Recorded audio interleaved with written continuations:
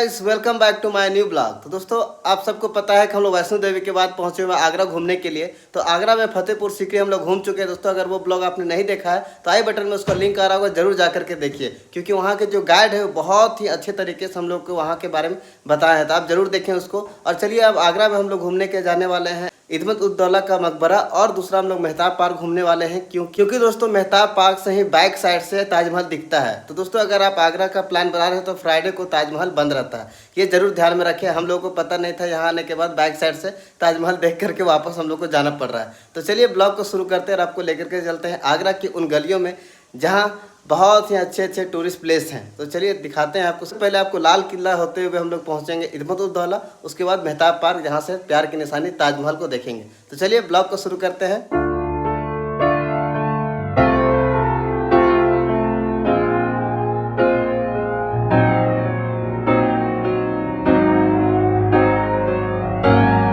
तो गाइज, हम लोग पहुंच चुके हैं इदमत उद दौला मकबरा। देखिए, आगरा टूरिस्ट प्लेस है ये। और चलिए अब अंदर चलते हैं, और अंदर जाने के बाद हम लोग सबसे पहले टिकट लेते हैं, और टिकट लेने के बाद देखिए हम लोग अंदर इदमत उद दौला जो मकबरा है वो देखेंगे और यहाँ के बारे में जानेंगे।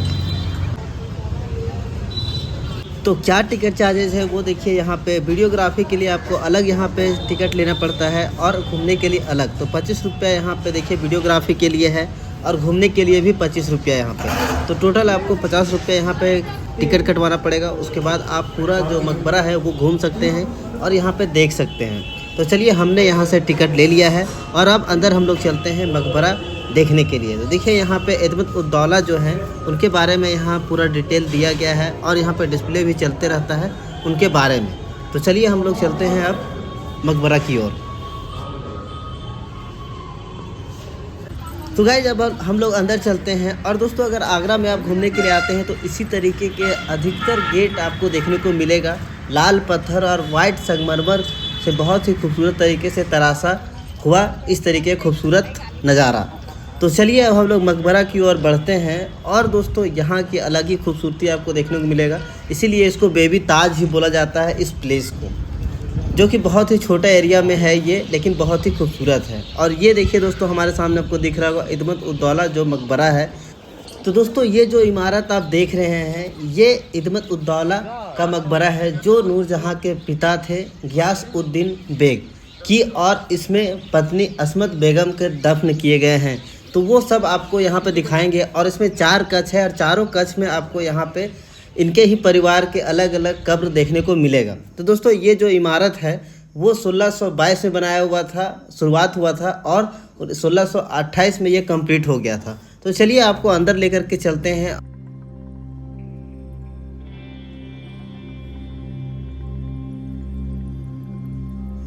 तो ये देखिए दोस्तों, नूरजहाँ के पिता श्री गियास उद्दीन बेग और उनकी पत्नी अस्मत बेगम का ये कब्र है, ये दफनाया हुआ है।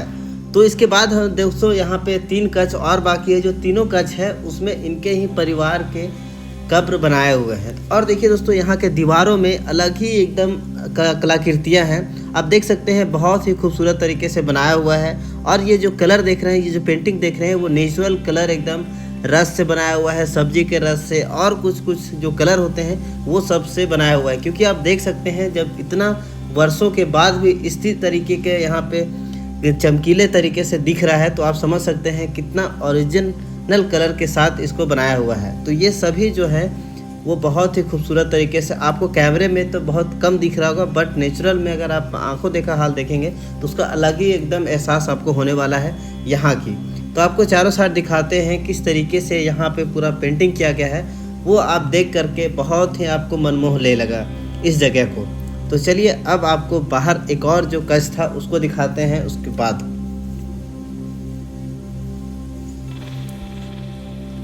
तो दोस्तों, इस इमारत के अंदर 4 द्वार हैं, और चारों द्वार एकदम एक जैसा देखने को आपको लगेगा। सबसे पहले आप देखें, यहाँ पे जो कलाकृतियाँ हैं, जो पेंटिंग की गई है, जो फूल पत्तियाँ हैं, वो बहुत ही खूबसूरत लग रहा है देखने में। आपको एहसास भी नहीं होगा कि इतना प्राचीन हम आज देख पा रहे हैं। और देखिए दोस्तों, ये बाहर का नज़ारा है जो मकबरा है इदमत उद दौला का, वो जो कि एकदम चारों साइड से आपको इक्वल देखने में लगने वाला है, एक जैसा देखने के लिए लगने वाला है। तो दोस्तों, जो नूरजहाँ थी वो अपने पिता की याद में इसको बनवाया था। उसके बाद चलिए आमना के तट पे लेकर के चलते हैं दोस्तों। इस तरीके के जो बड़े बड़े गेट हैं वो चारों साइड आपको दिखेंगे और चारों के बीच में मकबरा है। तो चलिए अब हम लोग पहुंचते हैं यमुना के तट पे, जो कि बहुत ही खूबसूरत नज़ारा मिलता है देखने में।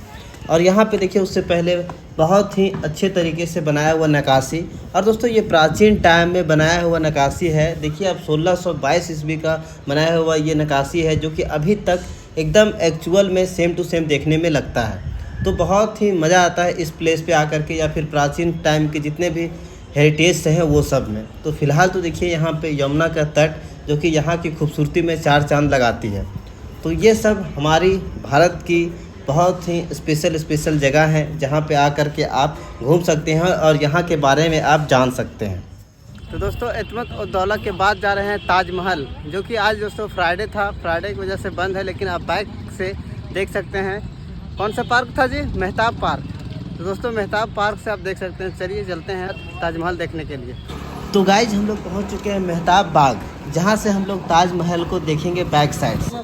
तो यहां पे टिकट काउंटर देखिए दोस्तों, आपको मेहताब पार्क में घुसने के लिए अलग टिकट लगता है, और अगर ताज व्यू देखना है तो उसके लिए अलग चार्ज है। तो इसीलिए आप ध्यान रखें यहाँ पे, क्योंकि मेहताब बाग में घुसने के बाद से भी आप देख सकते हैं ताजमहल को, लेकिन ताज व्यू पॉइंट जो है वहाँ से देखेंगे तो और भी ज़्यादा आपको खूबसूरत देखने में लगेगा। तो हम लोग ताज व्यू पॉइंट की तरफ चलते हैं। दोस्तों हम पहुँच चुके हैं मेहताब पार्क, जहाँ से आपको नज़ारा देखने वाला है ताजमहल का। तो चलिए अब ताजमहल आपको दिखाते हैं, बैक साइड से दिखाने वाला है। तो गाइज हम लोग पहुँच चुके हैं ताज व्यू पॉइंट, और यहाँ से ही आपको दिखेगा बहुत ही खूबसूरत ताजमहल। तो यहाँ का टिकट प्राइस है 20 रुपया पर हेड, तो वो कटवा लेते हैं। उसके बाद हम अंदर चलते हैं और आपको दिखाते हैं यहाँ से ताजमहल। तो ये देखिए ताजमहल, जो कि प्यार के निशाने के लिए जाना जाता है। शाहजहां ने अपने मुमताज़ के लिए ताजमहल को बनवाया था। तो दोस्तों हम लोगों ने फ्राइडे को यहाँ पे आया। फ्राइडे को ताजमहल में एंट्री बंद होती है, इस वजह से हम लोग पीछे बैक साइड से देख रहे हैं ताजमहल को, यमुना के पार से हैं। तो दोस्तों हम लोगों को पता नहीं था, इस वजह से हम लोग फ्राइडे को पहुँच गए, और फ्राइडे को ताजमहल बंद रहता है। आप खुद भी ध्यान रखें इस चीज़ को, ताकि हमारे जैसा आप भी बैक साइड से देख करके ही खुश ना हो जाए। तो फिलहाल कोई बात नहीं, मज़ा आया। ये ट्रिप हमारा यहाँ पे ही ताजमहल के साथ ही एंड होता है। तो चलिए मज़ा लेते हैं, यमुना के पार से ही ताजमहल के साथ फ़ोटो खिंचवा लेते हैं। तो देख सकते हैं दोस्तों हमारे पीछे आपको दिख रहा होगा ताजमहल। तो ये था हमारा आज का ब्लॉग, जो कि लोग यहाँ पे देश विदेश से देखने के लिए और घूमने के लिए आते हैं।